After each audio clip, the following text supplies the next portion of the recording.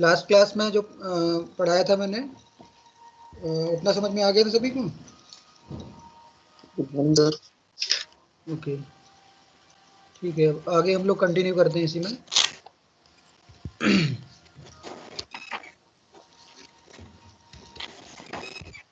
देखो, मैंने table create करना बता दिया था कि टेबल कैसे क्रिएट करोगे। ठीक है, अब इसके बाद टेबल क्रिएशन हो गया था,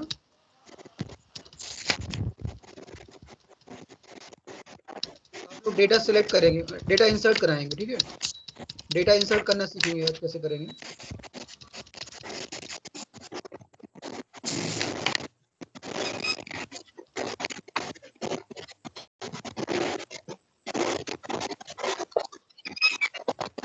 माइक ऑफ कर दो, किसका ऑन है?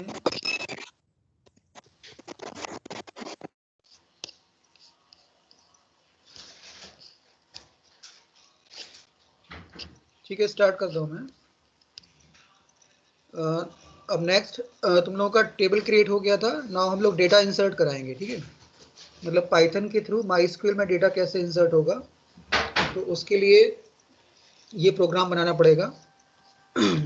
इसमें इस तरह से पहले तो हम क्या करेंगे, इंपोर्ट करा लेंगे इसको, इंपोर्ट माइस्क्यूएल डॉट कनेक्टर।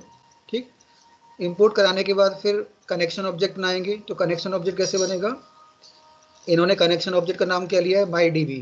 ठीक है, तो यहाँ पे लिखा है MySQL dot connector dot connect. ठीक, और यहाँ पे हम इसका शॉर्ट नेम भी यूज़ कर सकते हैं, जैसे import mysql dot connector as X. तो यहाँ पे फिर हमें क्या लिखना पड़ेगा, एक्स डॉट कनेक्ट। ठीक, होस्ट क्या हो जाएगा, लोकल होस्ट हो जाएगा, यूज़र होगा रूट, पासवर्ड होगा एडमिन, एंड डेटाबेस हमारा जो भी डेटाबेस से कनेक्ट करना होगा वो हम नाम लिख देंगे यहाँ पे। ठीक, उसके बाद क्या करेंगे, कर्सर ऑब्जेक्ट बनाएंगे। तो कर्सर ऑब्जेक्ट का नाम यहाँ पे क्या दिया है इन्होंने, माई कर्सर। देन इसको कनेक्शन ऑब्जेक्ट की हेल्प से ये एग्जीक्यूट करा देंगे, my D B dot cursor. तो ये क्या करेगा, कर्सर ऑब्जेक्ट बना देगा। अब हमें डेटा इंसर्ट कराना है तो हमें एक क्वेरी बनानी पड़ेगी। तो क्वेरी हमने ले ली, इंसर्ट इनटू स्टूडेंट, और कौन कौन से कॉलम में डेटा इंसर्ट कराना है तो वो कॉलम्स के नाम हमने यहाँ पे राइट कर दिए। First column is roll number, second is name, third is age, city and marks. ठीक, फिर इसमें वैल्यूज जो है इस तरह से दी हुई हैं, percentage S comma percentage S comma percentage S comma percentage S comma percentage S. ठीक, उसके बाद फिर एक बेल लिया हमने, बेल। तो यहाँ पे इसकी वैल्यूज प्रोवाइड कर दी 101। फिर नेम के लिए क्या ले लिया, पंकज ले लिया। एज कितना ले लिया, 15 ले लिया। सिटी इन्होंने ले ली बाराबंकी, और यहाँ पे मार्क्स ले लिया 300। ठीक, फिर इसको हमने एग्जीक्यूट कराया। तो इसको हम, ये प्रोग्राम हम लोग बना लेते हैं। ठीक, इस प्रोग्राम को बनाते हैं, कैसे बनाएंगे इसको। सबसे पहले तो हमें इंपोर्ट करना पड़ेगा कनेक्टर। सर हाँ, सर वो वैल्यूज क्या थी सर, वो परसेंटेज एस? वो बता रहा हूँ इसलिए क्यों यूज़ करते हैं। तो सबसे पहले तो हम इंपोर्ट करा लेते हैं। तो इंपोर्ट क्या लिखेंगे, माइस्क्यूएल डॉट कनेक्टर। ठीक है, ये तो हमारी फर्स्ट लाइन हो जाएगी, इंपोर्ट माइस्क्यूएल डॉट कनेक्टर। अब इसको आगे एक काम करते हैं, एज लगा देते हैं। तो इसको अल्टरनेटिव नेम दे देंगे इसको, एज। सपोज इसको नाम दे दिया हमने एक्स। ठीक, अब इसके बाद क्या लिखोगे, x x equal to, sorry, object बनाना है हमें, कनेक्शन ऑब्जेक्ट। तो कनेक्शन ऑब्जेक्ट के लिए उसका नाम ले लेते हैं, सपोज वाई। कनेक्शन ऑब्जेक्ट का नाम क्या ले लिया, वाई। तो वाई इक्वल टू क्या लिखेंगे, एक्स डॉट कनेक्ट। ठीक, अब यहाँ क्या लिखोगे ब्रैकेट में, होस्ट इक्वल टू। तो होस्ट इक्वल टू क्या हो जाएगा हमारा, डबल कोट्स में लिखेंगे लोकल होस्ट, लोकल होस्ट। ठीक, फिर उसके बाद क्या दोगे, तो होस्ट के बाद क्या आएगा, user. User yes equal sir, to user root हो जाएगा, user equal to root, comma password password देना, WD. W D, password equal to यहाँ पे दे देंगे हम एडमिन। ठीक, अब हमारा डेटाबेस हमने कौन सा बनाया था लास्ट टाइम, याद है किसी को? लाइब्रेरी बनाया था सर हमने, लाइब्रेरी 1 या लाइब्रेरी कुछ। डेटाबेस बना लेते, डेटाबेस एक बार चेक कर लेते हैं, मुझे याद नहीं है क्या बनाया था हमने। स्टूडेंट 1 भी बनाया था हमने। एक मिनट यहाँ चेक कर लेते हैं कौन कौन से डेटाबेस हमारे हैं।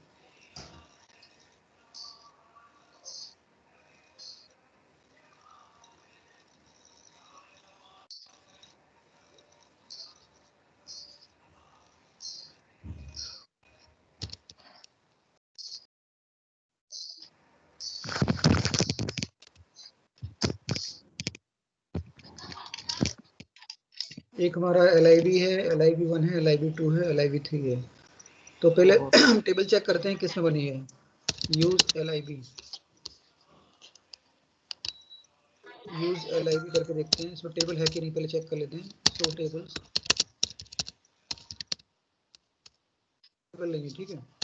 अब यूज LIB देखते हैं, LIB 1 तो टेबल्स टेबल लेंगे, स्कूल के अंदर होगी शायद। यूज स्कूल और सो टेबल्स। हाँ, इसमें टेबल्स बनी हुई हमारी, तो हम कौन सी टेबल यूज कर लेते हैं, STU टेबल देख लेते हैं। सेलेक्ट STU में क्या क्या दिया हुआ देख लेते हैं। Select star from STU। Okay, इसमें हमारे पास रोल नंबर, नेम है, एज है, क्लास है, सिटी है और सेक्शन है, ठीक। चलो ये वाली टेबल हम यूज करेंगे, तो कौन से डेटाबेस से कनेक्ट करना पड़ेगा। डेटाबेस का नाम क्या है हमारा, स्टूडेंट, ठीक। स्टूडेंट वाला डेटाबेस यूज कर रहे हैं, तो डेटाबेस यहाँ पर लेते हैं स्टूडेंट, ठीक। डेटाबेस हमने ले लिया स्टूडेंट। अब इसको हम क्लोज कर देंगे, तो कनेक्शन ऑब्जेक्ट बन गया, ठीक है। कनेक्शन ऑब्जेक्ट किस नाम से बना, कनेक्शन ऑब्जेक्ट का नाम क्या है हमारे,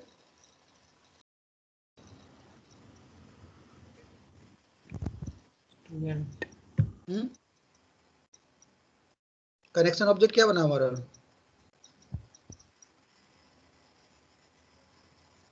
कनेक्शन ऑब्जेक्ट क्या है बताओ यहाँ पे। हाँ सर वाई। हाँ, वाई कनेक्शन ऑब्जेक्ट हो गया ना, क्योंकि हमने ये स्टेटमेंट लिखा y = x डॉट कनेक्ट, ठीक है। तो ये क्या करेगा, हमारा MySQL से कनेक्ट हो जाएगा, और इसमें कौन से डेटाबेस से कनेक्ट होगा, स्टूडेंट डेटाबेस से, ठीक है। मतलब हमारा जो y है, y से कनेक्शन एस्टेब्लिश हो गया थ्रू y के थ्रू, और y हमारा कौन से डेटाबेस से कनेक्ट हो गया, स्टूडेंट से, ठीक है। यानी कि अब y हमारा कनेक्शन ऑब्जेक्ट है, तो इस कनेक्शन ऑब्जेक्ट की हेल्प से हम क्या बना सकते हैं, कर्सर ऑब्जेक्ट बना सकते हैं। तो कर्सर ऑब्जेक्ट बनाने के लिए क्या लिखोगे, सपोज कर्सर ऑब्जेक्ट का नाम हमने ले लिया z, तो z = कैसे लिखोगे, y डॉट कर्सर, ठीक है। कनेक्शन ऑब्जेक्ट बन गया, सॉरी कनेक्शन ऑब्जेक्ट बनाने के बाद क्या बनाना पड़ेगा, कर्सर ऑब्जेक्ट बनाना पड़ेगा। तो कर्सर ऑब्जेक्ट कैसे बनेगा, कनेक्शन ऑब्जेक्ट की हेल्प से। तो कनेक्शन ऑब्जेक्ट हमारा क्या है, y, तो y डॉट कर्सर जब चलाएंगे तो हमारा क्या बन जाएगा, एक कर्सर क्रिएट हो जाएगा, और उस कर्सर का नाम क्या होगा, z, ठीक है, ठीक। अब z कर्सर है, तो क्वेरी किससे एग्जीक्यूट होती है, कर्सर ऑब्जेक्ट से, यानी z के थ्रू हम क्वेरी एग्जीक्यूट कराएंगे, ठीक है। z की हेल्प से क्वेरी एग्जीक्यूट होगी। तो अब पहले तो मैं क्वेरी फ्रेम करनी पड़ेगी, ठीक। तो क्वेरी हम कौन सी बनाने जा रहे हैं, इंसर्ट इनटू वाली। तो यहाँ पे एक क्वेरी ले लेते हैं, q = हमको इसको अलग से बना रहे हैं, एक वेरिएबल में स्टोर करा रहे हैं, ठीक है। जो हम क्वेरी बना रहे हैं उसको एक वेरिएबल में स्टोर करा लेते हैं, किसमें, q के अंदर। और हम यहाँ पे कमांड डाल देते हैं अपना, इंसर्ट, टेबल का नाम क्या था, STU, insert into STU, values देनी पड़ेगी यहाँ पे। तो वैल्यूज में देखो यहाँ पे %s यूज किया हुआ है हमने, क्यों यूज कर रहे हैं %s, मैं बता रहा हूँ। कितने बार आया, कितने कॉलम्स हमारे टेबल में, हमारी टेबल में कितने कॉलम्स हैं वो देखते हैं पहले तो। 1 2 3 4 5 6 कॉलम है STU टेबल के अंदर, 6 कॉलम्स हैं, ठीक है। तो we are going to insert 6 columns, तो हमें 6 बार क्या लिखना पड़ेगा, %s लिखना पड़ेगा, ठीक है। तो यहाँ पे हम %s राइट कर लेते हैं, %s %s,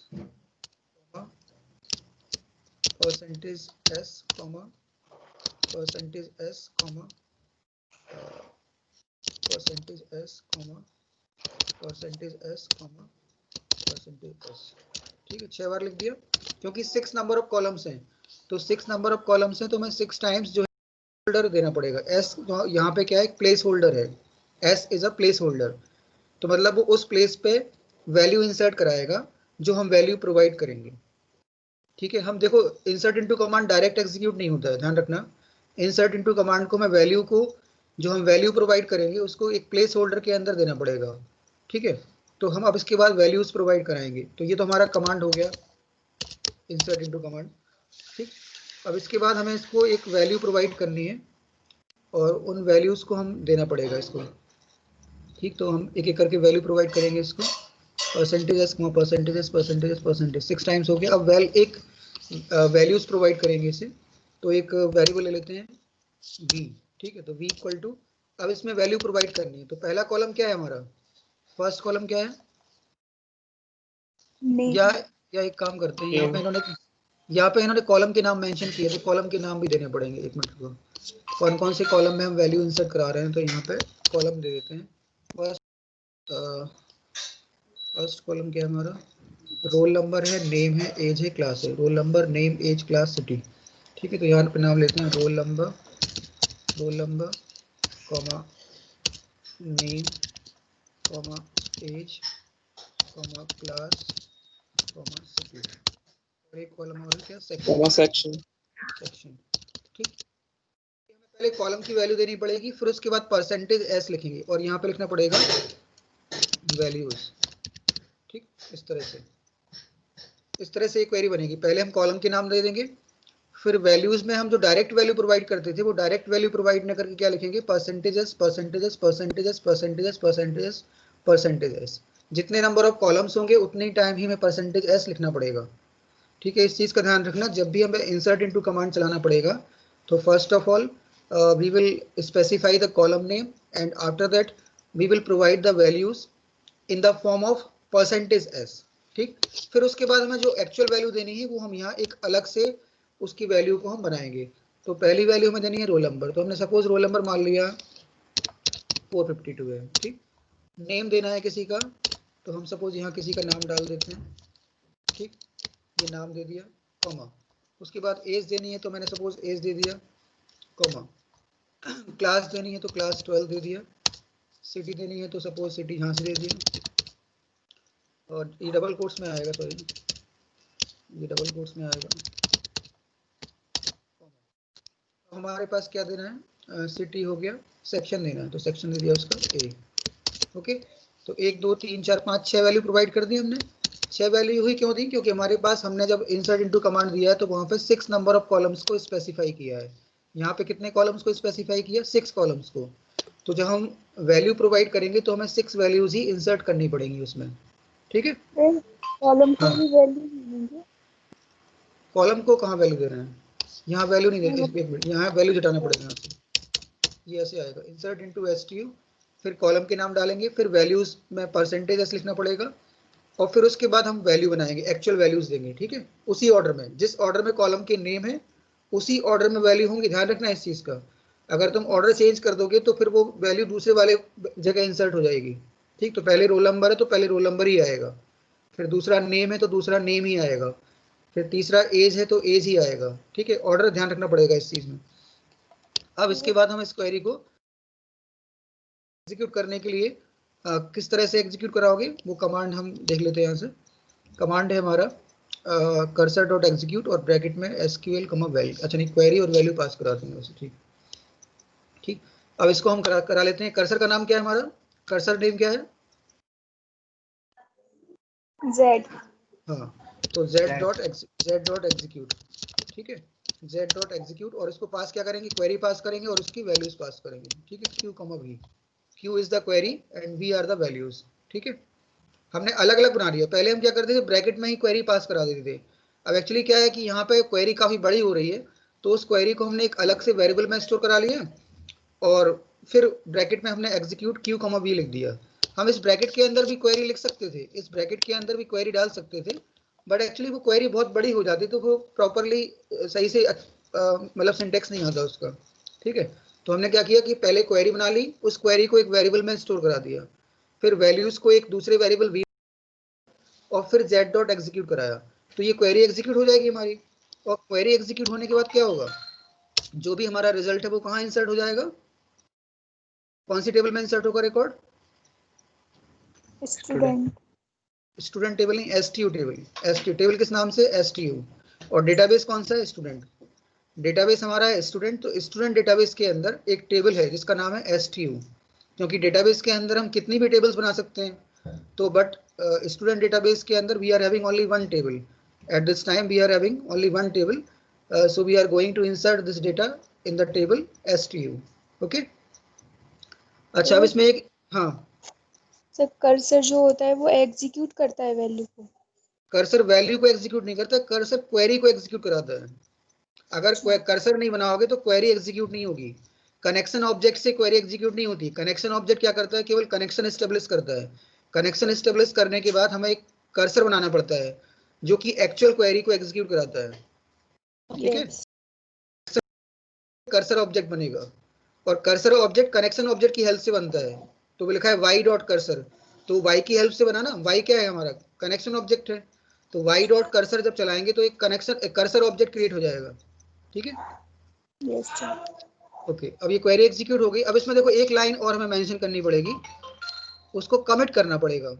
क्यों करना पड़ता है, कमिट में बता रहा हूँ अभी। तो हमें डाटाबेस पे इस कमांड को कमिट करना पड़ेगा। तो वो किसकी हेल्प से होगा, कनेक्शन ऑब्जेक्ट की हेल्प से। तो कनेक्शन ऑब्जेक्ट का नाम क्या है हमारा, y। तो y की हेल्प से इसको कमिट करेंगे, y डॉट कमिट। बता रहा हूँ इसका क्या यूज है, what is the use of commit, ठीक। अब कमिट कर दिया, उसके बाद हम इसको डिस्प्ले करा सकते हैं। तो डिस्प्ले कराने के लिए हमें क्या करना पड़ेगा बताओ, डिस्प्ले कैसे कराओगे इसको, डाटा डिस्प्ले कराने के लिए। अब एक काम करते हैं, डिस्प्ले बाद में कराते हैं, पहले इतना चेक कर लेते हैं, ठीक है। इतना चेक कर लेते हैं पहले। यहाँ पे एक कमांड दे देते हैं अगर देना है तो, प्रिंट लिख देते हैं रिकॉर्ड इज इंसर्टेड, ठीक है। अभी टेबल का डाटा डिस्प्ले नहीं होगा, पहले हम माइस्क्यूएल में चेक कर लेंगे कि डेटा इंसर्ट हुआ कि नहीं हुआ, फिर उसके बाद पाइथन के थ्रू उसको डिस्प्ले कराएंगे, ठीक है। तो पहले इतना प्रोग्राम चेक करते हैं।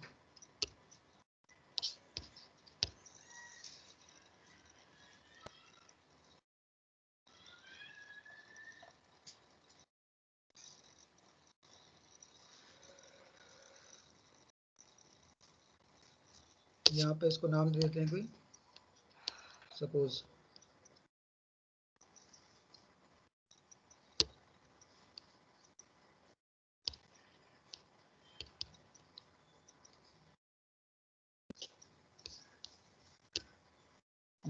टाइप करने की कोई नहीं होगा, इसको नाम दे दिया हमने इंसर्ट, ठीक। यहाँ इसको सेव कर देते हैं।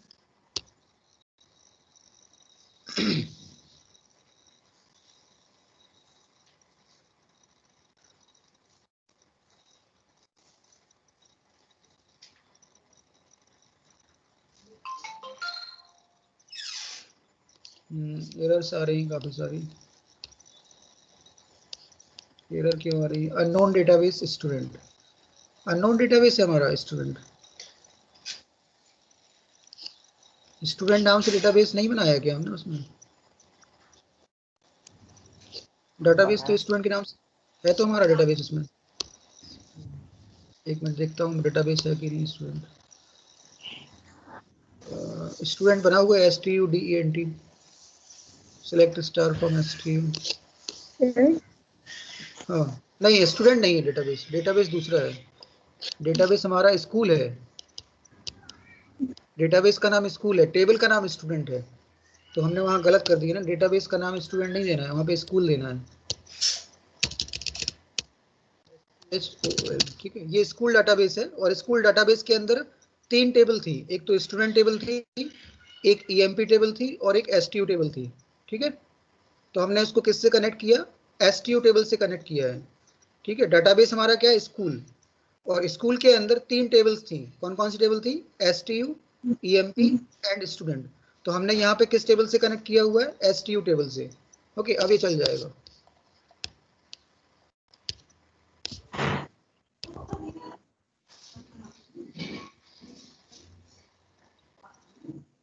देखो ये कमांड आ गया ना, रिकॉर्ड इज इंसर्टेड, ये कमांड लिख के आ गया ना, रिकॉर्ड इज इंसर्टेड, क्योंकि प्रिंट में हमने दिया था, ठीक। यानी कि हमारा प्रोग्राम सक्सेसफुली एग्जीक्यूट हो गया, ठीक है। अब प्रोग्राम सक्सेसफुली एग्जीक्यूट हो गया तो उसने क्या किया होगा, STU टेबल के अंदर एक रिकॉर्ड इंसर्ट कर दिया होगा, ठीक। तो हम पहले तो उसको MySQL से चेक कर लेते हैं, फिर उसके बाद हम पाइथन के थ्रू उसको डिस्प्ले कराएंगे, ठीक है। तो पहले तो हम MySQL में जाके इसको चेक कर लेते हैं कि वेदर हमारा डेटा इंसर्ट हुआ कि नहीं हुआ, ठीक। तो पहले में कमांड क्या चलाना पड़ेगा, कैसे चेक होगा,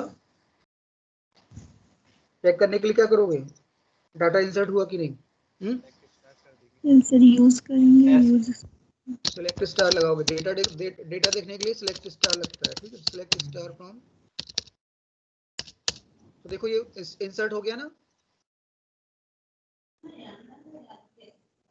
इंसर्ट हो गया रिकॉर्ड। Yes sir. यानी कि हमने ये वाला रिकॉर्ड कहाँ से इंसर्ट कराया, पाइथन के थ्रू इंसर्ट कराया, और वो हमारी माइस्क्यूएल टेबल के अंदर इंसर्ट हो गया। बट ये तो हमने आउटपुट चेक कर लिया कि प्रोग्राम हमारा एग्जीक्यूट हो गया, बट अब हमें आउटपुट कहाँ से चाहिए, पाइथन के थ्रू चाहिए। हमें माइस्क्यूएल में नहीं जाना है, हमें क्या चाहिए, पाइथन में ये आउटपुट चाहिए। तो वहाँ पे जाने के लिए क्या करना पड़ेगा कि अब हम फिर से इसी प्रोग्राम में थोड़ा सा चेंज कर लेंगे। जो हमारा पाइथन का प्रोग्राम बनाया हमने, उसी प्रोग्राम में क्या करना है कि यहीं पे हमें ये रिकॉर्ड डिस्प्ले करना है। मतलब डेटा इंसर्ट हो गया और यहीं पे हम क्या करेंगे, इसको डिस्प्ले कराएंगे। ठीक, तो अब देखो प्रॉब्लम वही आएगी कि अब इस प्रोग्राम को अगर हम फिर से रन कराएंगे तो फिर से एक नई रो इंसर्ट हो जाएगी। ठीक है, सर कमिट फंक्शन क्या करता है? हाँ, कमिट का यूज ये होता है कि अगर मैं इसको कमिट नहीं करूंगा तो ये रिकॉर्ड टेबल में परमानेंटली सेव नहीं होगा। मतलब क्या होगा कि फॉर द टाइम बिंग तो मैं डिस्प्ले हो जाएगा, बट वापस से अगर वो टेबल चेक करोगे तो उसमें वो रिकॉर्ड इंसर्ट नहीं होता है। कमिट क्या करता है कि जो भी हम रिकॉर्ड इंसर्ट करने जा रहे हैं या जो भी चेंज हम टेबल के अंदर, टेबल मतलब डाटा से, मतलब डाटा में अगर कोई चेंज होगा तो वो डाटा को अगर हमें परमानेंटली सेव कराना है तो कमिट करना पड़ता है। ठीक है, ध्यान रखना है इस चीज़ को कि कमिट जो होता है वो डेटा को परमानेंटली सेव करता है। अगर हम कमिट नहीं करेंगे तो हमें क्या होगा कि टेम्परली डेटा शो तो हो जाएगा, बट जब हम अगर माइस्क्यूएल को एक बार क्लोज कर देंगे और वापस से माइस्क्यूएल ओपन करेंगे तो फिर वो डेटा में डिस्प्ले में नहीं आएगा। ठीक है, commit is used to make permanent change in the database. Commit is used to make permanent changes in the database या in the table. ठीक है, समझ में आया कमिट का क्या यूज है? Commit is use to make permanent change in the table, data of the table. ठीक है, yes sir. Yes sir. Okay. अब हमें चाहिए कि हमें डेटा यहीं से डिस्प्ले कराना है। ठीक, तो हम क्या करते हैं कि डाटा तो हमारा इंसर्ट हो चुका है, कोई प्रॉब्लम नहीं है। ठीक है, अब देखो अगर मैं इसी में सेलेक्ट कमांड लिखूंगा तो क्या होगा कि फिर, हाँ गुड मॉर्निंग, अगर मैं इसी में फिर से कमांड लिखूंगा तो ये क्या करेगा, फिर से नई रो इंसर्ट कर देगा। ठीक, बिकॉज हमारा डाटा तो ऑलरेडी इंसर्ट हो गया ना ये वाला। ठीक, तो हम चाहते हैं कि इसको डिस्प्ले कराएं, तो हम एक काम करते हैं, यहाँ वैल्यू चेंज कर देते हैं। ठीक, नई वैल्यू डाल देते हैं। जैसे मैंने ये वाली रो तो इंसर्ट हो चुकी है, ये वाली रो तो इंसर्ट हो गई ना क्योंकि मैंने रन कराया था इस कमांड को। अब मैं दूसरी रो इंसर्ट करा देता हूँ, इसकी जगह दूसरा डाटा डाल देता हूँ। सपोज मैंने यहाँ रोल नंबर दे दिया 5, यहाँ किसी का नाम दे देता हूँ, नाम दे दिया, यहाँ पे एज दे दी, यहाँ क्लास दे दी, यहाँ सिटी दे दी, सपोज दूसरी सिटी डाल देते हैं कोई। सर वो ग्वालियर चला गया, ग्वालियर डाल और सेक्शन ही हो गया। तो अब ये वाला डाटा इंसर्ट होगा। ठीक, अब मैं यहीं से डिस्प्ले भी कराऊं। ठीक, तो क्या करते हैं हम लोग, डिस्प्ले कराने के लिए बताया था मैंने, क्या करोगे, कमांड चलाना पड़ेगा। कौन सा कमांड चलाओगे? अगर डेटा हमें डिस्प्ले कराना है तो जो क्वेरी हम माइस्क्यूएल में चला रहे थे वही क्वेरी यहाँ पे चलानी पड़ेगी। नहीं चलाओगे? डाटा को डिस्प्ले कराना है तो जो क्वेरी हमने माइस्क्यूएल में चलाई थी वही क्वेरी तो हमें यहाँ चलानी पड़ेगी, लेकिन क्वेरी यहाँ चलाने का तरीका अलग होगा। यहाँ कैसे चलेगी, कर्सर से चलेगी। तो पहले तो हम एक क्वेरी बना लेते हैं। क्वेरी क्या होगी हमारी, सपोज हमने क्वेरी का नाम दे दिया Q1 दे दिया। ठीक है, Q1, तो Q1 इक्वल टू, यहाँ डबल कोट्स में देते हैं, सिलेक्ट स्टार फ्रॉम SQ। ठीक है, ये क्वेरी बन गई। अब ये क्वेरी एग्जीक्यूट कैसे होगी, जेड की हेल्प प्रिंट से, करवा जेड डॉट एग्जीक्यूट और ब्रैकेट में लिख देंगे Q1। ये क्वेरी हमारी एग्जीक्यूट हो जाएगी। अब क्वेरी एग्जीक्यूट हो गई तो डाटा हमारा डाटा किस में आ गया, जेड के अंदर आ गया। जेड के अंदर सारा डेटा आ गया होगा। अब जेड से हमें उसको एक एक करके डिस्प्ले कराना है। एक एक करके डिस्प्ले कराने के लिए हमें एक नया फंक्शन यूज करना पड़ेगा। उस फंक्शन का नाम है फैच ऑल। ठीक है, तो एक काम करते हैं, ये फैच ऑल फंक्शन चलाते हैं हम लोग। ये कैसे चलता है बता रहा हूँ। हाँ, ये क्वेरी एग्जीक्यूट हो गई। क्वेरी एग्जीक्यूट करने के बाद सेलेक्ट स्टार फ्रॉम स्टूडेंट लगा दिया, एक नया ऑब्जेक्ट बनाना पड़ेगा और फिर उस ऑब्जेक्ट की हेल्प से फैच ऑल कराएंगे। ठीक है, ठीक, अब यहाँ पे हमने क्वेरी तो बना दी, क्वेरी चल गई हमारी। हमें एक नया ऑब्जेक्ट क्रिएट करना पड़ेगा। नया ऑब्जेक्ट क्रिएट करेंगे, सपोज ऑब्जेक्ट का नाम ले लिए टी, और टी इक्वल टू लगा देंगे क्या सर लगाएंगे, cursor fetch all. Cursor dot fetch all. तो z dot fetch all, z dot fetch all, यही लिखा है ना, cursor dot fetch all. Okay, तो कर्सर का नाम हो रहा है क्या, जेड, तो जेड डॉट फैच ऑल। ठीक, अब ये सारा रिकॉर्ड किस में आ गया, जेड के अंदर आ गया। जो रिकॉर्ड पहले किसके अंदर था, सॉरी, अब सारा रिकॉर्ड आ गया टी के अंदर। टी के अंदर सारा रिकॉर्ड आ गया, क्योंकि टी ने फैच ऑल कर लिया। कहाँ से, कर्सर से। कर्सर के अंदर जो भी क्वेरी एग्जीक्यूट हुई थी, वो क्वेरी का रिजल्ट कहाँ आया था, कर्सर में। फिर कर्सर से हमने उस रिकॉर्ड को फैच किया, और वो रिकॉर्ड फैच करके कहाँ स्टोर करा दिया, टी में। ठीक है, ठीक। तो अब हम लूप लगा देंगे फॉर आई इन टी। ठीक, फॉर आई इन टी, और यहाँ लिख देंगे प्रिंट ब्रैकेट में टी। ठीक है, sorry I, print I. Okay, समझ में आया चीज? नहीं आया। नहीं आया, क्यों? देखो यहाँ तो हमने क्वेरी बना दी, इसमें तो कोई प्रॉब्लम नहीं है। ये Q1 बनाया, Q1 में तो कोई प्रॉब्लम नहीं है। फिर उस क्वेरी को हमें एग्जीक्यूट करना पड़ेगा, तो एग्जीक्यूट किससे होगा, जेड की हेल्प से। एग्जीक्यूट कर्सर से तो होता है, तो कर्सर हमारा क्या है, जेड। तो जेड डॉट एग्जीक्यूट, ये क्वेरी चल गई। जब ये क्वेरी, कर्सर क्वेरी चलाने तो बोल रहा हूँ मैं, कर्सर, अगर कर्सर ऑब्जेक्ट नहीं होगा तो क्वेरी एग्जीक्यूट नहीं होगी। तो जो माइस्क्यूएल का कमांड है, माइस्क्यूएल की क्वेरी है, उसको पाइथन में एग्जीक्यूट कराने के लिए कर्सर की रिक्वायरमेंट होती है। ठीक है, तो कर्सर, ये फैच ऑल, फैच ऑल एक फंक्शन है जो कि क्या करे, अभी इस बात को सुनो। जब मैं ये कमांड चलाऊंगा, तो इस कमांड से क्या होगा, मुझे कुछ रिजल्ट मिलेगा। ये कमांड चलाने से कुछ रिजल्ट आएगा ना। वो रिजल्ट क्या होगा, रोज कई सारी रोज हो सकती हैं। अगर मतलब टेबल के अंदर जो भी डेटा होगा वो किसके अंदर आ जाएगा, जेड के अंदर आ जाएगा। ठीक है, मतलब सारी टेबल सिलेक्ट होके कहाँ आ गई, जेड के अंदर आ गई।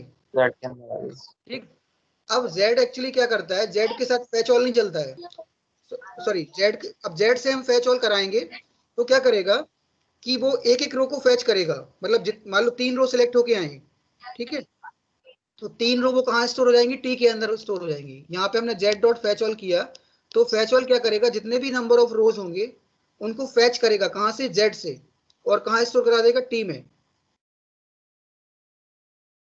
ठीक है, जो हमारे जेड के अंदर जो भी डाटा सिलेक्ट होके आया था, उस डेटा को हमने एक नए वेरिएबल टी में स्टोर करा लिया। कैसे, जेड डॉट फैच ऑल के थ्रू।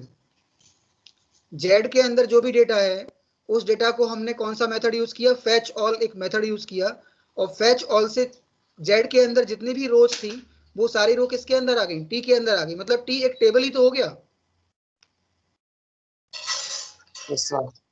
ओके, अब हमारे टी के अंदर एक एक रो डिस्प्ले करानी है। टी के अंदर मान लो 3 रो आई, तो एक एक रो डिस्प्ले कराने के लिए क्या करोगे, फॉर आई इन टी। तो क्या करेगा, वो एक एक रो को डिस्प्ले कराएगा। फॉर आई इन टी, मतलब आई अपनी वैल्यू कहाँ से ले रहा है, टी से ले रहा है। तो टी की जो फर्स्ट रो होगी वो पहले फर्स्ट रो डिस्प्ले होगी, फिर टी में जो सेकंड रो होगी वो सेकंड रो डिस्प्ले कराएगा। इस तरह से वो कंटिन्यू, जब तक उसके अंदर रिकॉर्ड्स रहेंगे, वो एक एक रिकॉर्ड को डिस्प्ले कराता जाएगा। ठीक है, इसको चेक कर लेते हैं।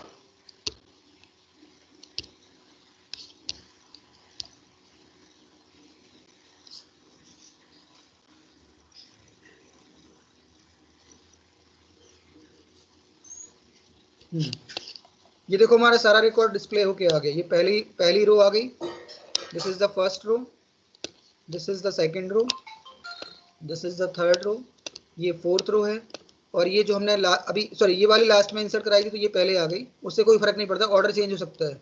ठीक, और ये वाली रो इंसर्ट कराई थी, तो पांचों रिकॉर्ड हमारे डिस्प्ले होके आ गए। ठीक, अब इसको मैं, ये तुम लोगों को चीज समझ में आएगी, फैच से क्या हुआ। Yes sir. एक बार देखो, मैं इस पर लिख के बता देता हूँ, ज़्यादा समझ में आ जाएगा।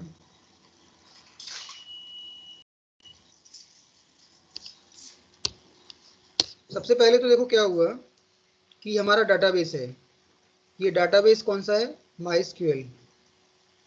ठीक, माइस्क्यूएल में ये माइस्क्यूएल डाटाबेस है। इस डाटाबेस का जो लोकल होस्ट है वो क्या है, सॉरी होस्ट कौन है, होस्ट है local. Local. Local host. Local ठीक, इसका यूजर कौन है? रूट है। इसका यूजर कौन है? रूट। इसका पासवर्ड जो मैंने दिया है वो एडमिन दिया हुआ है। इसका पासवर्ड एडमिन। ठीक, तो सबसे पहले तो हमें इस डेटाबेस से कनेक्ट होना है। ठीक है, इस डेटाबेस से कनेक्ट होना है किसको? पाइथन को। ठीक, तो पाइथन को कनेक्ट होने के लिए एक ऑब्जेक्ट की जरूरत पड़ेगी। पाइथन डायरेक्टली कनेक्ट नहीं होता है। पाइथन को कनेक्ट होने के लिए एक ऑब्जेक्ट की रिक्वायरमेंट होगी। ठीक, तो उस ऑब्जेक्ट को बोलते हैं कनेक्शन ऑब्जेक्ट। ठीक है, ये कनेक्शन ऑब्जेक्ट की रिक्वायरमेंट होती है। तो ये कनेक्शन ऑब्जेक्ट क्या होता है? इस पाइथन से कनेक्ट, माइस्क्यूएल से कनेक्ट हो जाता है। अब माइस्क्यूएल से तो कनेक्ट हो गया, अब माइस्क्यूएल के अंदर कई सारे डेटाबेसेस हैं, बहुत सारे डेटाबेस है ना माइस्क्यूएल के अंदर। तो डेटाबेस पे तो काम करता है माइस्क्यूएल। तो अब इसको कौन से डेटाबेस से कनेक्ट होना है? इस ऑब्जेक्ट को कौन से डेटाबेस से कनेक्ट होना है? तो वो हम यहाँ स्पेसिफाई करते हैं कि डेटाबेस का नाम क्या है। यहाँ वो स्कूल लिख दिया। ठीक, तो क्या हो गया कि ये कनेक्शन ऑब्जेक्ट ने क्या किया? इस माइस्क्यूएल से कनेक्शन एस्टेब्लिश किया, और कनेक्शन एस्टेब्लिश करने के बाद उसने एसक्यूएल डेटाबेस से कनेक्ट हो गया वो। ठीक, मतलब कनेक्शन सेट हो गया। पाइथन और माइस्क्यूएल के बीच में जो कनेक्शन सेट होना था वो कनेक्शन सेट हो गया। ठीक, कनेक्शन ऑब्जेक्ट की हेल्प से। अब क्या होगा कि जब कनेक्शन ऑब्जेक्ट तो बन गया, मतलब ये पाइथन कनेक्ट हो गया माइस्क्यूएल से, लेकिन माइस्क्यूएल के ऊपर मुझे क्वेरी चलानी है, कमांड चलाना है। तो कमांड चलाने के लिए एक ऑब्जेक्ट होता है जिसको बोलते हैं कर्सर ऑब्जेक्ट, या कर्सर बोलते हैं। तो जब तक कर्सर ऑब्जेक्ट नहीं बनेगा तब तक हम इस पे क्वेरी नहीं चला पाएंगे, पाइथन माइस्क्यूएल पे क्वेरी एग्जीक्यूट नहीं कर पाएगा। ठीक, तो कर्सर ऑब्जेक्ट कैसे बनता है? कर्सर ऑब्जेक्ट बनाने के लिए हम ऑब्जेक्ट का नाम कुछ भी दे सकते हैं, क्योंकि वो एक आइडेंटिफायर होता है। तो हम कोई भी नाम दे सकते हैं, ABCD XYZ जो भी देना हो। तो सपोज मैंने कर्सर ऑब्जेक्ट का नाम C दे दिया, तो C इक्वल टू, अब ये बनेगा कर्सर कैसे? इसकी हेल्प से, कनेक्शन ऑब्जेक्ट की हेल्प से। तो कनेक्शन ऑब्जेक्ट का नाम हमने क्या दिया था? सपोज मान लो हमने X दिया था। जी, क्या लिखा गया? X dot cursor. ठीक है, ये कर्सर एक फंक्शन है। कर्सर यहाँ पे, ये वाला कर्सर एक फंक्शन है। ये क्या करेगा? इस ऑब्जेक्ट की हेल्प से ये वाला ऑब्जेक्ट बना देगा, कर्सर ऑब्जेक्ट बना देगा। ठीक है, X dot cursor, X is a connection object and cursor is a function. तो जब हम इसको एग्जीक्यूट कराएंगे X dot cursor, then it will create the this cursor object. ठीक, कर्सर, अगर कोई पूछता है what is the use of cursor, तो आप सिंपली बोलोगे cursor is a object, cursor is an object that is used to execute SQL query। Book में कुछ भी लिखा हो पढ़ते रहना, लेकिन कर्सर का सिंपली मतलब ये है कि कर्सर एक ऐसा ऑब्जेक्ट होता है जो कि माइस्क्यूएल के ऊपर क्वेरी एग्जीक्यूट कराता है। ठीक है, समझ में आ गया इतना? Yes sir. ओके, यहाँ तक क्लियर है। अब सिंपली कर्सर ऑब्जेक्ट जब बन जाता है तो हमें क्या करना पड़ता है? बस अपना कमांड बनाना पड़ता है। तो कमांड, सपोज मैंने एक क्वेरी बना दी कि equal to select star from STU, तो ये हमारा कमांड बन गया। मतलब ये वाली क्वेरी हमें चलानी है, तो हम चलाएंगे कैसे इसको? चलाने के लिए क्या लिखोगे? कर्सर से चलेगा तो C डॉट एग्जीक्यूट, और ब्रैकेट में ये क्वेरी किसके अंदर आ गई? क्यू के अंदर आ गई, तो यहाँ क्यू लिख देंगे। तो ये क्वेरी हमारी चलेगी। जब ये क्वेरी चलेगी तो इस क्वेरी से हमें कुछ डेटा सेलेक्ट होके आएगा ना। हमारी टेबल क्या थी? STU टेबल थी। STU टेबल थी, तो STU टेबल के अंदर ये डाटा इंसर्ट है। तो जब हमने क्वेरी चलाई, क्या क्वेरी चलाई? Select star from student STU, sorry. जब ये क्वेरी चलाओगे तो इस टेबल से कुछ डेटा सेलेक्ट होके आएगा। यस सर, आएगा। तो ये पूरा डाटा सेलेक्ट हो गया। ये तो मैंने सेलेक्ट स्टार लगाया है, तो ये पूरे टेबल का डाटा ही इसमें आ जाएगा। ठीक है, अगर मैं कुछ स्पेसिफिक कॉलम देता तो वो उतना डेटा सेलेक्ट करता। यहाँ तो हमने पूरा डेटा सेलेक्ट कर लिया, तो ये पूरा डेटा सेलेक्ट होके क्या आ गया? यहाँ पे आ गया। यानी कि हमने क्या क्वेरी क्या चलाई थी? C equal to, sorry, C dot execute Q चलाया था। तो अब तो जब ये चला तो हमें रिजल्ट क्या मिला? ये रिजल्ट आया हमारा। ठीक, ये रिजल्ट आया कि नहीं आया? Yes sir. ये रिजल्ट आ गया। देखो यहाँ पे z डॉट एग्जीक्यूट कराया तो रिजल्ट आ गया। तो हमारा कर्सर किया, जो हमारा कर्सर ऑब्जेक्ट है, यानी कि जब ये क्वेरी चली तो कर्सर ऑब्जेक्ट C है, तो C के अंदर ये पूरा रिकॉर्ड स्टोर हो गया होगा। जो रिजल्ट आया वो रिजल्ट किसके पास चला गया? C के पास। ठीक है, अब अब इस वाले रिजल्ट को हम क्या करेंगे, एक दूसरे वेरिएबल में स्टोर कराना है, तो हम क्या लिख देंगे, T equal to C fetch all. ठीक है, तो जो सी के अंदर ये सारी टेबल थी, ये टेबल सी के अंदर थी, तो ये क्या करेगा, फेच ऑल क्या करेगा, इसकी सारी रोज को, मतलब ये सेम बात वही होगी, जो कर्सर के अंदर था वो किसके अंदर आ गया, टी के अंदर आ गया। ठीक है, फेच ऑल से क्या हुआ कि कर्सर जितनी भी रोज थी 1 2 3, ये सारी रोज किसके अंदर आ गई, टी के अंदर आ गई। ठीक है, टी के अंदर सारी रोज आ गई। अब इन रोज को हमें डिस्प्ले करना है, तो डिस्प्ले कराने के लिए क्या लिखोगे, डिस्प्ले कराने के लिए हम एक लूप लगा देंगे, for T in I C. T ठीक, और यहाँ लिख देंगे प्रिंट आई। आई तो क्या करेगा, आई अपनी वैल्यू कहाँ से लेगा, टी से। ठीक टी टी क्या है, टी एक टेबल है जिसमें क्वेरी का रिजल्ट आया। ठीक, ये हमारे टी के अंदर ये टेबल है। तो पहले आई की वैल्यू क्या होगी, फर्स्ट रो, फिर आई की वैल्यू क्या होगी, सेकंड रो, फिर आई की वैल्यू क्या होगी, थर्ड रो, फिर आई की वैल्यू क्या होगी, फोर्थ रो, फिर आई की वैल्यू क्या होगी, फिफ्थ रो। इस तरह से आई पूरी टेबल को, क्योंकि फॉर आई इन टी का मतलब हुआ कि I is taking its value from the table T.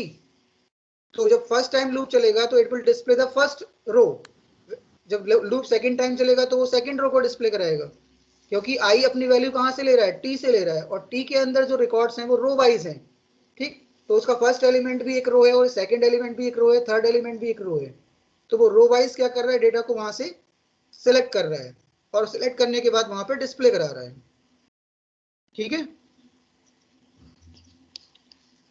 अब तो किसी को नहीं है ना कोई प्रॉब्लम, समझ में आ गया पूरा प्रोग्राम। तो इसके पहले वाला पेज दिखा दो।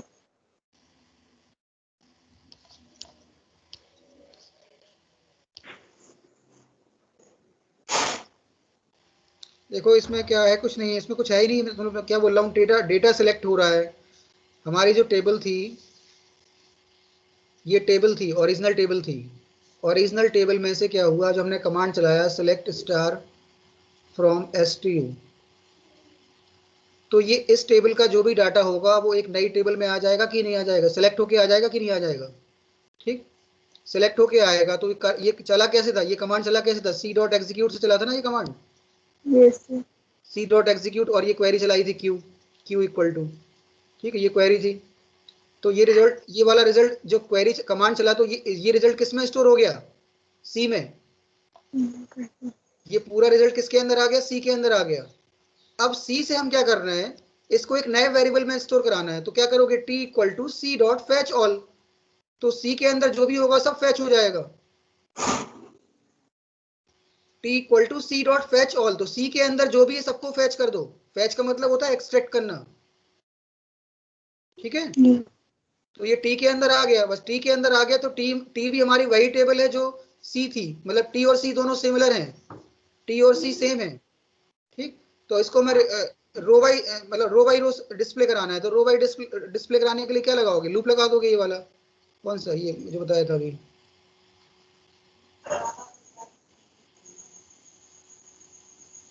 कहाँ गया वो, ये वाला लूप लगा दोगे, for I in T print I. Yes ठीक है, ओके। तो ये हमारा इंसर्ट इनटू कमांड हो गया। इंसर्ट इनटू कमांड को इस तरह से चलाना है, डायरेक्टली नहीं चलाओगे, प्लेस होल्डर का यूज करोगे। ठीक है, इंसर्ट इनटू कमांड को चलाने के लिए प्लेस होल्डर का यूज करना पड़ेगा, मतलब डायरेक्ट वैल्यू प्रोवाइड नहीं करेंगे, डायरेक्ट वैल्यू सर इसमें प्रोवाइड। आप ए की वैल्यू इंसर्ट करा सकते हैं पाइथन क्या से। क्या चीज, सर जैसे ए की वैल्यू अभिषेक का मतलब ए की वैल्यू हमने इंसर्ट करा ना उसमें टेबल में। At a time single row insert करा रहे हैं ना, at a yes time, sir. मतलब एक बार में एक ही रो इंसर्ट हो रही है, जितनी बार ये प्रोग्राम चलाओगे एक एक रो इंसर्ट करता जाएगा ये। Yes sir. ठीक है, जैसे हम इंसर्ट इनटू कमांड चलाते हैं ना माइस्क्यूएल, और नई वैल्यू प्रोवाइड करते हैं उसको, तो ये प्रोग्राम क्या करेगा, एक ही रो इंसर्ट करेगा। अगर इस सर एक प्रोग्राम को दोबारा सर से एक यूज करना है, हाँ, फैशन लगाते हैं सर, एक रो के लिए तो फैशन लगाते हैं ना। नहीं, एक रो अगर डिस्प्ले करानी है तो फैच वन लगाओगे। भाई ओके। टेबल के अंदर तो डाटा कई सारी रो है ना, हाँ तो हाँ। अगर हमें एक ही रो डिस्प्ले करानी होती तो यहाँ पे हम फिर फैच ऑल की जगह क्या लिखते, फैच वन। Okay sir. अगर ये फैच 1 लिख दूंगा तो फिर ये क्या करेगा, केवल फर्स्ट रो को फैच करेगा। मतलब जो डाटा सिलेक्ट होके आएगा, सिलेक्ट स्टार से पूरा डाटा आएगा, बट ये वहां से क्या करेगा, एक ही रो को फैच करेगा, वहां से एक ही रो फैच करेगा ये। मतलब इस तरह से कि पहले तो क्या हो रहा था कि मैंने जब वो लगाया फैच ऑल लगाया, ये हमारा कर्सर है, कर्सर के अंदर सारी रोज आ गई, ठीक है, कर्सर के अंदर पूरा डाटा आ गया। अब इस कर्सर से हम क्या कर रहे हैं, अगर मैं केवल ये वाला कमांड चलाऊं, क्या, T equal to C dot fetch 1, तो फिर क्या करेगा, केवल ये पहली वाली रो फैच करेगा, ये फर्स्ट रो फैच करेगा यहां से, ओनली फर्स्ट रो, ठीक है। और अगर मैं फैच ऑल कर दूंगा तो फिर वो पूरी रो, सारा रो फैच कर लेगा। और एक और होता है C dot fetch many, fetch many भी होता है, उसमें हम नंबर ऑफ रोज डाल देते हैं, कितने रो फैच करने हैं, ठीक है। फैच मैनी में क्या करते हैं, ब्रैकेट में हम नंबर ऑफ रो स्पेसिफाई कर देते हैं कि हमें कर्सर से कितनी रो को फैच करना है। तो इस तरह से जब करोगे तो फैच ऑल और फैच मैनी का भी यूज कर सकते हैं, फैच 1 और फैच मैनी का। तो अगर मैं फैच 1 लिखता हूं तो देखो अब की बार जो रिकॉर्ड जो मेरा, अगर मैं इस प्रोग्राम को चलाऊंगा तो मेरे आउटपुट में केवल एक ही रो आएगी, फिर यहाँ पे इसकी भी जरूरत नहीं है, क्योंकि वो तो एक ही रो फैच कर रहा है, तो हम डायरेक्टली इसको प्रिंट करा सकते हैं, या इसको लिखा रहने दो, वो फैच कर ही नहीं पाएगा, क्योंकि उसके पास केवल एक ही रो होगी। अगर मैं इसको रन कराता हूं तो मुझे आउटपुट में केवल एक ही रो आएगी।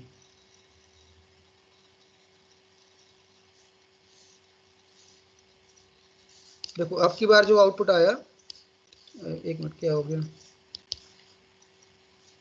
अच्छा वो प्राइमरी की है, क्योंकि वो फिर से रिकॉर्ड इंसर्ट कर रहा होगा, तो मैं एक काम करता हूँ, रिकॉर्ड चेंज कर देता हूँ, 5 की जगह यहाँ 6 कर देता हूँ, यहाँ नाम बदल देता हूँ, अभी कर देता हूँ, ठीक है, ओके।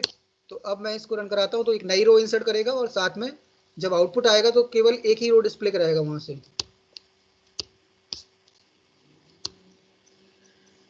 देखो ये देखो एक ही रिकॉर्ड आया ना, ये वाला पहली रो आई ना ओनली,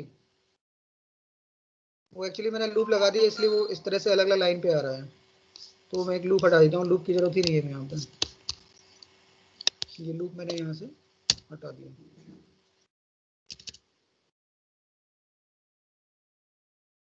ठीक, अब देखो आउटपुट देखते हैं क्या आता है। अब अभी ये एक्चुअली फिर इंसर्ट हो गया है, तो फिर से मुझे नया चेंज करना पड़ेगा, मैं इसको 7 कर देता हूँ।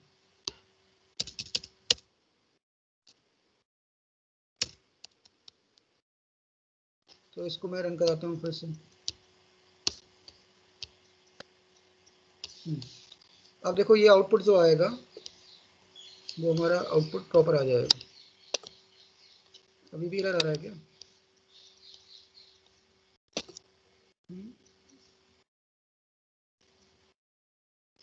इसकी बार आउटपुट नहीं आया क्या?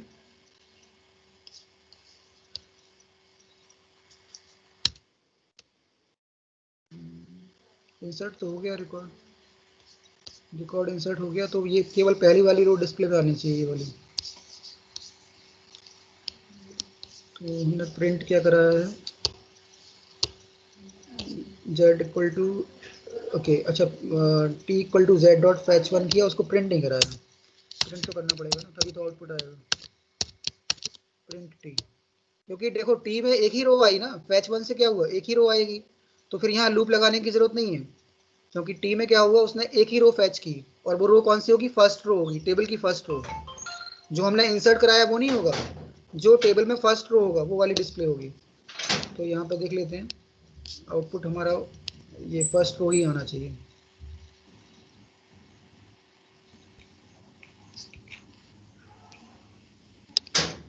अरे वो फिर प्रॉब्लम, फिर से नया रिकॉर्ड डालना पड़ेगा यहाँ पे, क्योंकि जितनी बार चलाओगे हर बार इंसर्ट करेगा ना वो, तो इसलिए इसको नया रिकॉर्ड देते हैं। देखो ये रिकॉर्ड आ गया ना, ये आ गया, ये दिख रहा होगा। Yes sir. तो इसने क्या किया, फैच 1 ने केवल एक ही रो फैच कराई, और अगर मैं फैच ऑल करता तो वो सारी रो फैच करता, और फिर उन रोज को लूप के थ्रू डिस्प्ले कराना पड़ता, क्योंकि वो एक एक रो को डिस्प्ले कराता। अभी लूप क्यों नहीं लगाया, अभी लूप इसलिए नहीं लगाया क्योंकि उस जो डेटा सेलेक्ट होके आया उसमें तो एक ही रो आ रही है ना फैच 1 से, ठीक। लेकिन अगर मैं फैच ऑल कर देता तो सारी रो को डिस्प्ले करना होता मुझे, तो मैं पहले फर्स्ट रो डिस्प्ले कराता, फिर सेकंड रो, फिर थर्ड रो, तो लूप लगाना पड़ता वहाँ पे फॉर आई इन टी से, क्योंकि टी के अंदर मल्टीपल रोज होते हैं। यहाँ पे टी के अंदर एक ही रो है, तो मैंने डायरेक्टली कर दिया प्रिंट टी, तो उसने एक रो डिस्प्ले करा दी। ठीक, एक और होता है फैच मैनी। तो अगर मैं फैच ऑल की जगह इसको फैच मैनी वन की जगह मैनी कर दूं, फैच मैनी, और यहाँ ब्रैकेट में नंबर ऑफ रोज पास करा दूंगा कि मुझे कितने रो डिस्प्ले कराने हैं, 3 रो डिस्प्ले कराने हैं। मान लो अब ये फिर से चेंज करना पड़ेगा, एक नया रिकॉर्ड और इंसर्ट हो जाएगा उसमें। ठीक, तो इसको मैं कुछ भी कर देता हूँ। ठीक, अब देखते हैं क्या आउटपुट आता है। अब 3 रो डिस्प्ले होनी चाहिए। अब 3 रो होंगी तो लूप लगाना पड़ेगा कि नहीं लगाना पड़ेगा? 3 रो डिस्प्ले करेंगे तो लूप लगाना पड़ेगा। फॉर आई इन टी, और यहाँ पे लिखेंगे प्रिंट आई, क्योंकि आई एक बार में एक ही रिकॉर्ड रो डिस्प्ले करेगा। तो रन करा देते हैं इसको।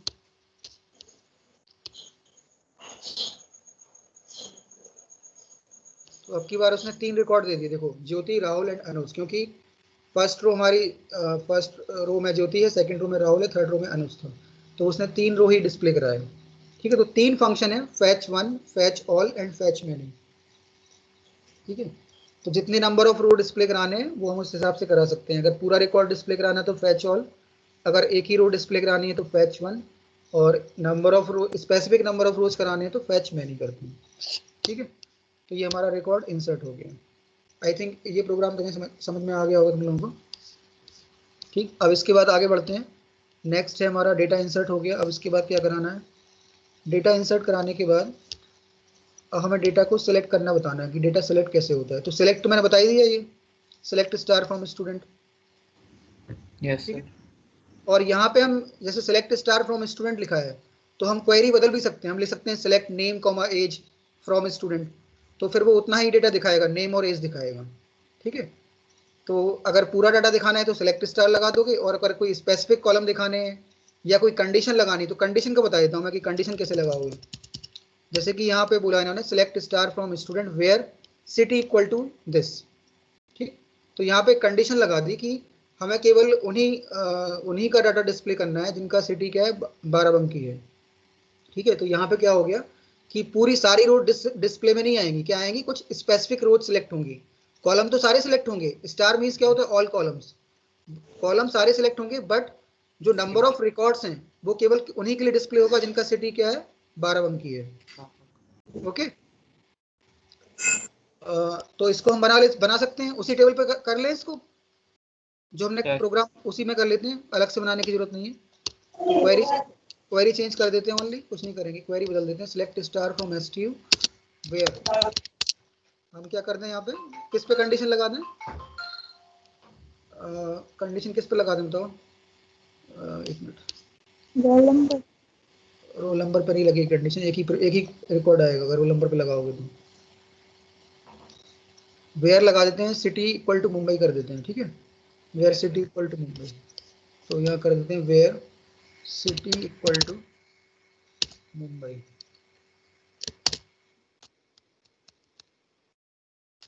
ये हमारा बन गया। ठीक, अब इसको एग्जीक्यूट करा देंगे और उसके बाद फैच मैनी करते हैं या फैच ऑल कर देते हैं। ठीक, क्योंकि मुंबई में वैसे भी सिलेक्टेड ही आ रहा है, तो केवल मुंबई वालों को ही आएगा, तो फैच ऑल कर देते हैं। ठीक, और ये क्वेरी हमारी चली जाएगी। यहाँ पे डाटा चेंज करना पड़ेगा, क्योंकि नहीं तो बार बार वो प्राइमरी की एरर देगा, क्योंकि हमने रोल नंबर को प्राइमरी की बनाया और वो डुप्लीकेट वैल्यूज एक्सेप्ट नहीं करेगा। यहाँ पे किसी का नाम और बदल देते हैं, और यहाँ पर वैल्यू चेंज कर देते हैं, 16 कर देते हैं, डाल देते हैं, यहाँ कुछ और डाल देते हैं।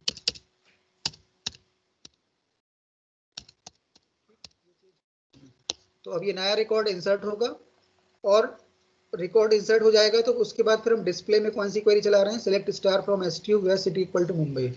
तो केवल ये वही वाली रो डिस्प्ले में लाएगा जिनका सिटी क्या होगा, मुंबई होगा। चेक कर लेते हैं इसको रन करा के।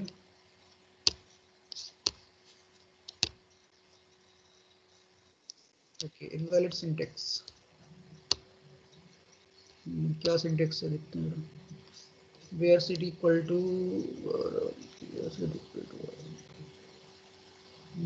सिंटेक्स तो करेक्ट है. Select star from student where city equal to double quotes में नाम लिखा है. ओके. इनवैलिड क्यों बोल रहा है? Select star from student bracket नहीं ब्रैकेट तो मैंने क्यों लगाया? ये तो क्वेरी बना दी ना, विदाउट ब्रैकेट क्वेरी बना दी. ये क्वेरी बना दी ना, तो इसमें अच्छा चलो ब्रैकेट लगा के भी देख लेते हैं क्या फर्क पड़ता है. ब्रैकेट लगा लेते हैं. पूरा ब्रैकेट में है. Yes sir. एक मिनट. पूरा ब्रैकेट में है. ठीक है. Select star from student equal to. वैसे ब्रैकेट की जरूरत नहीं थी क्योंकि वो तो कमांड है, तो कोई प्रॉब्लम नहीं है. क्योंकि हम अलग से वेरिएबल में डाल रहे हैं ना, अलग वेरिएबल यूज कर रहे हैं, तो उसमें तो दिक्कत नहीं आनी चाहिए थी. सर मुंबई की स्पेलिंग सही है सर वहाँ पर? इसकी मुंबई की स्पेलिंग सही है मेरा? सर मुंबई में वो आएगा, सिंगल कोटेशन आ रहा है. सिंगल डबल दोनों लगा सकते हैं. स्ट्रिंग में तो सिंगल ही आएगा, पता नहीं, मेरे में चल रहा है. डबल दोनों चल जाते हैं. हाँ चलो सिंगल लगा लेते हैं, क्योंकि एक्चुअली नहीं देखो यहाँ पे क्या दिक्कत है कि यहाँ हमने डबल कोट्स लगाया, ठीक है, और यहाँ भी डबल कोट्स लगाया है. तो वो जब मैं यहाँ डबल कोट्स लगा दूंगा तो उसको पहले से वो एंड मान ले रहा है. तो डबल कोट्स में कोई स्ट्रिंग लिखी मैंने, डबल कोट्स में कोई स्ट्रिंग लिखी है, तो अगर मैं यहाँ पे डबल कोट्स लगा दूंगा वो सोचेगा कि यहीं पे ये मेरी स्ट्रिंग एंड हो गई. अगर मैं यहाँ डबल कोट्स लगा दिया तो फिर ये यहाँ पे एंड हो जाएगा, क्योंकि स्ट्रिंग स्टार्ट किससे हुई है? डबल कोट्स से स्टार्ट हुई है, और डबल कोट्स पे यहाँ एंड मान रहा है उसको, तो इसलिए वो सिंटेक्स एरर दे रहा है, क्योंकि फिर इसका तो कोई मीनिंग ही नहीं होगा. तो यहाँ पे जब हम डबल कोट्स में लिखेंगे तो इसको सिंगल कोट्स में लिखेंगे. ठीक समझ में आया? क्योंकि हमने उसको डबल कोट्स में, मैं इस पूरी स्ट्रिंग को डबल कोट्स में लिया है, तो अगर मैं पहले ही डबल कोट्स लगा दूंगा तो वो स्ट्रिंग पहले ही एंड हो जाएगी. ठीक, वहाँ पे सिंगल कोट में लिखेंगे, डबल कोट्स में नहीं लिखेंगे. डबल कोट्स नॉर्मली वहां लिखते थे, डबल कोट्स भी यूज कर सकते हैं, सिंगल कोट्स भी यूज कर सकते हैं, बट यहाँ पे क्यों नहीं कर रहे हैं? क्योंकि अगर यहाँ मैं डबल कोट्स यूज करूंगा तो ये स्ट्रिंग पहले ही एंड हो जाएगी. ठीक है, तो अब इसको हम चला के देखते हैं.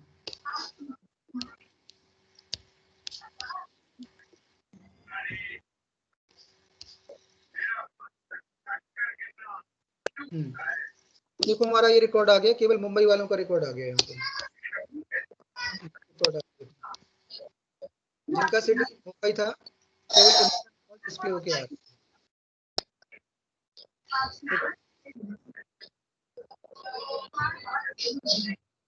आउटपुट दिख रहा है सबको? Yes sir. इस तरह से हम कोई भी क्वेरी बना सकते हैं. सपोज मैं यहाँ पे स्टार की जगह स्टार यूज ना करके मैं कुछ कॉलम के नाम ले लेता हूँ. Select name class roll number. तो अब आउटपुट में 3 ही कॉलम आएंगे, लेकिन उससे पहले मैं ये बदल दूंगा, नया रिकॉर्ड जाएगा.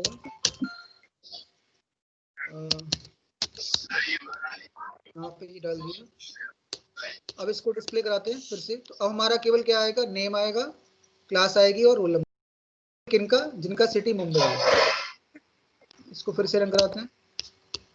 नेम क्लास और रोल नंबर आना चाहिए जिनका सिटी मुंबई है. तो देखो ये आ गया, नेम आ गया, ये क्लास आ गया और ये रोल नंबर आ गया. आ गया. तो हम कोई भी सिलेक्ट कमांड लगा सकते हैं. जो भी हम सिलेक्ट कमांड माइस्क्यूएल में चलाते थे वो सिलेक्ट कमांड यहाँ भी हम रन करा सकते हैं. ठीक है.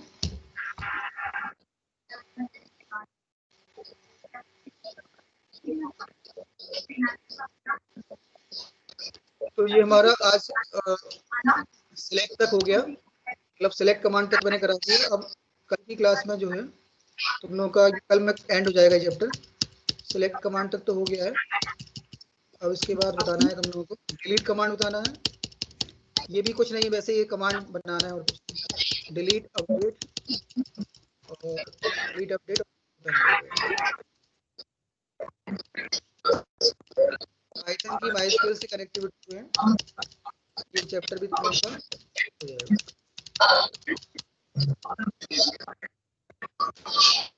तो मैंने तुम लोगों को होमवर्क दिया था, कई बच्चों ने सेंड नहीं किया अभी तक.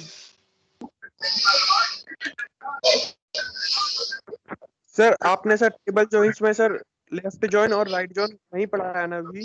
हाँ हाँ, लेफ्ट ज्वाइन और राइट ज्वाइन नहीं बताया क्योंकि वो एक्चुअली सिलेबस में है नहीं। लेफ्ट ज्वाइन और राइट ज्वाइन तुम लोग सिलेबस देखोगे ना, तो सिलेबस में केवल तुम्हारा नेचुरल ज्वाइन है, कार्टेशियन ज्वाइन है, और ये है तुम्हारा क्रॉस ओ इक्वी ज्वाइन। ठीक है, तीन ही चीजें हैं वहां पे, देखना सिलेबस देखना, उसमें तीन ही चीजें दी हुई हैं। ठीक, लेफ्ट ज्वाइन बता दूंगा, अगर अब टाइम मिलेगा तो बता दूंगा, क्योंकि मैं अभी थोड़ा सा सिलेबस के हिसाब से चल रहा हूँ, क्योंकि पहले सिलेबस में करा दूं, फिर अगर कोई चीज अगर आएगी नहीं तो बता दूंगा उसको।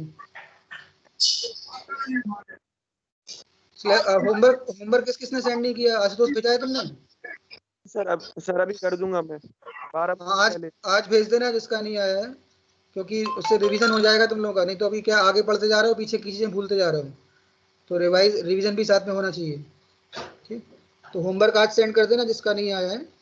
और तुम्हारा सिलेबस जो है, ये आई थिंक मेरे ख्याल से ये लास्ट चैप्टर था। अब केवल नेटवर्किंग रह गया है तुम लोगों का, ओनली नेटवर्किंग वाला पार्ट। ठीक है, नेटवर्किंग रह गया है, और ये वाला चैप्टर तो हटा दिया ना, सोसाइटी लॉ एंड एथिक्स वाला, अब ये सिलेबस में नहीं है। Society law and ethics last वाला चैप्टर जो था ना, वो तुम्हारा जिसमें ये साइबर क्राइम वगैरह थे, और ये प्रोटोकॉल्स, नहीं प्रोटोकॉल नहीं, ये आइडेंटिटी थेफ्ट, ये सब टॉपिक थे ना। तो अभी 3 ही यूनिट तो हैं तुम्हारी, केवल एक फर्स्ट यूनिट पाइथन है 40 नंबर का वो है, और 10 नंबर का नेटवर्किंग है 50, और 20 नंबर का आप कर दिया माइस्क्यूएल। पहले 15 नंबर का आता था, माइस्क्यूएल 20 नंबर का कर दिया। ठीक, और जो पाइथन है वो पहले 35 मार्क्स का था, अब पाइथन को कर दिया है 40 मार्क्स का। ठीक, तो एक बार सिलेबस देख लेना, अगर कोई चीज़ तुम्हारी छूटी हुई है तो वो बता देना मुझे। ठीक? अब मैं नेक्स्ट कल ये कराऊंगा, फिर नेटवर्किंग शुरू कर दूंगा तुम लोगों की, नेटवर्किंग वाला पार्ट। सर जो आप आउटपुट वाले क्वेश्चन दिए थे ना सर, उसमें एक समझ नहीं आ रहा था। हाँ, अभी मैं ये सिलेबस हो जाए फिर मैं तुम लोगों को क्वेश्चन पेपर ही प्रैक्टिस कराऊंगा। ठीक है, अब बस ये तुम्हारा 10-15 तारीख तक मैक्सिमम खत्म हो जाएगा, उसके बाद पूरा टाइम हम लोग पेपर ही सॉल्व करेंगे, जितने भी बोर्ड के पेपर्स हैं, रिवीजन है, वो सारी चीज़ें करेंगे। ठीक है, 15 तक तुम लोगों का सिलेबस कंप्लीट हो जाएगा हर हाल में, 15 तक। और सिलेबस में सारी चीज़ें कवर हुई हैं, ऐसा भी नहीं मैंने कोई चीज़ छोड़ी है, सारी चीज़ों को बताया है। अगर कोई चीज़ छूट गई होगी तो वो इम्पोर्टेंट नहीं होगी, या एग्ज़ाम में कभी आई नहीं होगी, इसलिए मैंने नहीं बताया। ठीक है, ओके, तो फिर हम एंड करते हैं आज की क्लास, क्योंकि टाइम हो गया है, 10 बज गया। ठीक है, इसको रिवाइज कर लेना सारी चीज़ें, और होमवर्क आज जमा कर देना जिसने नहीं किया। ठीक है, क्लास एंड कर रहा हूँ मैं, लीव कर दो तुम लोग। Thank you sir. Okay thank you sir. Okay done.